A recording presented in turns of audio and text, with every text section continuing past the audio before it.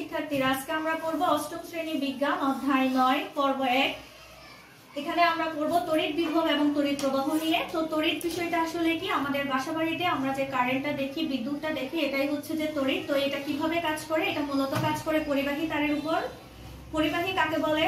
কোনো যে পদার্থের মধ্যে মুক্ত ইলেকট্রন থাকে এবং তারা হচ্ছে যে মুক্ত ইলেকট্রন থাকবে এবং এই মুক্ত ইলেকট্রন কারণে সেই তার মধ্য দিয়ে বিদ্যুৎ চলাচল করতে পারবে, এটাকেই বলা হয়।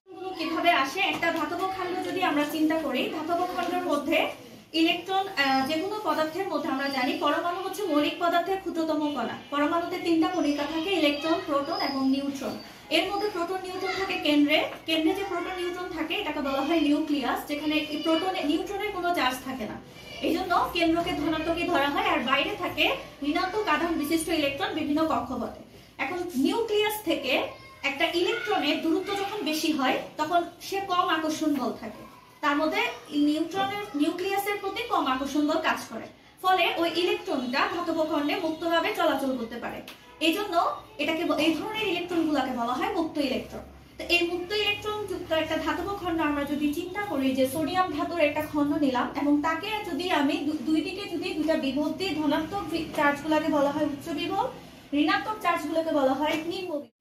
উচ্চ বিভব দেওয়ার কারণে দেখা যাবে যে ইলেকট্রন গুলো এই ধনাত্মক চার্জের আকর্ষণে এদিকে চলাচল করবে। ইলেকট্রনের প্রবাহটা হচ্ছে বাম দিকে। তো বাম দিকে যখন ইলেকট্রনটা প্রবাহিত হবে তার বিপরীত দিকে ধনাত্মক চার্জটা প্রবাহিত হবে। ইলেকট্রনের প্রবাহ শুরু হওয়ার কারণে এখানে বিদ্যুৎ তৈরি হবে, আর বিদ্যুতের দিকটা হবে মূলত ইলেকট্রন প্রবাহের বিপরীত দিকে। তো এই জিনিস, এই যে আমি যেখানে উচ্চ বিভব দিলাম, নিম্ন বিভব দিলাম, যার কারণে এখানে বিদ্যুৎ তৈরি হলো, এই বিভবগুলোকে বলা হয় বৈদ্যুতিক বিভব।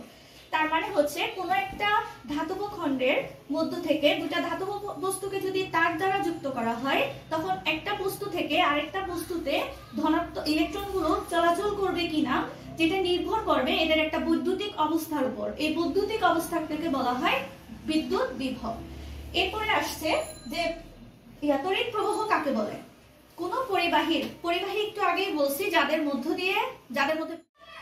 মুক্ত ইলেকট্রন থাকে এবং মুক্ত ইলেকট্রনের কারণে এরা বিদ্যুৎ প্রবাহিত করতে পারে, এদেরকে বলা হয় পরিবাহী। এই পরিবাহী যেরকম আমরা একটা তামার তার চিন্তা করতে পারি, তো কোন পরিবাহীর যে কোনো প্রস্থচ্ছেদের মধ্য দিয়ে একক সময়ে মানে 1 সেকেন্ডে যে পরিমাণ চার্জ প্রবাহিত হয় তাকে বলা হয় তড়িৎ প্রবাহ। আমরা যদি ধরি এই তড়িৎ প্রবাহকে I দ্বারা প্রকাশ করা হয়। যদি ধরি যে সময়টাকে T এবং চার্জটাকে Q, এবং T সময়ে যদি Q পরিমাণ চার্জ যায়, তো একক সময়ে কতটুকু যাবে? Q/T। আর একক সময়ে যে চার্জ যায় সেটাকে বলা হয় তড়িৎ প্রবাহ। তো তড়িৎ প্রবাহ I সমান হবে যে Q/T। তড়িৎ প্রবাহের একক হচ্ছে অ্যাম্পিয়ার, যেটাকে A দ্বারা প্রকাশ করা হয়। এরপরে আমাদের যে টপিকটা আসবে এটা হচ্ছে তড়িৎ বিভব কি। অসীম দূরত্ব থেকে তড়িৎ ক্ষেত্রে, এখন তড়িৎ ক্ষেত্র কি? একটা চার্জ যদি আমি রাখি, তার চারিদিকে যে অঞ্চলব্যাপী এই চার্জটার একটা প্রভাব বিদ্যমান থাকবে, এটাকে বলা হয় ওই চার্জ। অসীম থেকে তড়িৎ ক্ষেত্রের কোনো একটা বিন্দুতে একক ধনাত্মক আধান আনতে আমার যে পরিমাণ কাজ করতে হবে এটাকে তড়িৎ বিভব বলা হয়। তড়িৎ ক্ষেত্রটা কি বললাম? যে একটা চার্জ আমি রাখছি, যে এলাকা ব্যাপী এই চার্জটার প্রভাব থাকবে, এটাকে বলা হয় তড়িৎ বিভব। এই অসীম দূরত্ব, অনেক দূর থেকে 1 মানের একটা চার্জ যদি আমি আনি এবং এটা আনতে এই তড়িৎ ক্ষেত্রে এবং সেটাকে সমবেগে গতিশীল করে আনতে হবে চার্জটাকে, তখন যে পরিমাণ কাজ করতে হবে এটাকে বলা হয় তড়িৎ বিভব। তড়িৎ বিভবের একক হচ্ছে বোর, এটাকে B দ্বারা প্রকাশ করা হয়। এখন একটা চার্জকে তড়িৎ ক্ষেত্রে কোনো বিন্দুতে নিয়ে আসা হলো, আনার পরে এখন এক তড়িৎ ক্ষেত্রেরই এক বিন্দু থেকে কোনো একটা চার্জকে আরেক বিন্দুতে নিতে যে পরিমাণ কাজ করতে হয় এটাকে বলা হয় বিভব পার্থক্য। দুইটা বিন্দুর মধ্যে বিভব পার্থক্য যতক্ষণ থাকবে ততক্ষণ কাজ হবে, বিভব পার্থক্য না থাকলে কোনো কাজ হবে না।